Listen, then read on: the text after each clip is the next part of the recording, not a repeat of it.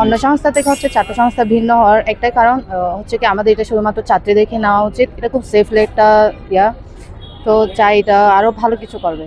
আমরা অনেক কিছু গিফট পেয়েছি, কিন্তু সবচেয়ে বেস্ট একটা গিফট ছিল হচ্ছে কোরআনুল কারীম ছিল।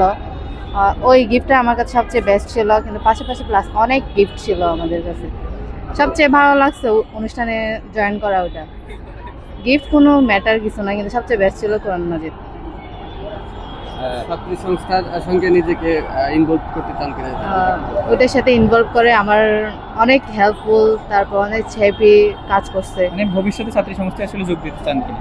হ্যাঁ, ইনশাআল্লাহ যোগ দিতে চাই। আমরাও যাতে কিছু করতে পারি, এরকম কিছু করতে চাই, দোয়া করবেন। এই প্রোগ্রামটা ভালোই লাগছে নবীনগঞ্জ যেহেতু চারটে সংস্থা, এটা মেয়েদের জন্য একটা খুব ভালো একটা অপরচুনিটি ছিল। শুধুমাত্র ছাত্রীদের মেয়েদের জন্য হলো, তাই একটু অনেক ভালো লাগছে অনেক। ছাত্র সংস্থার কাছে আপনার প্রত্যাশা কি?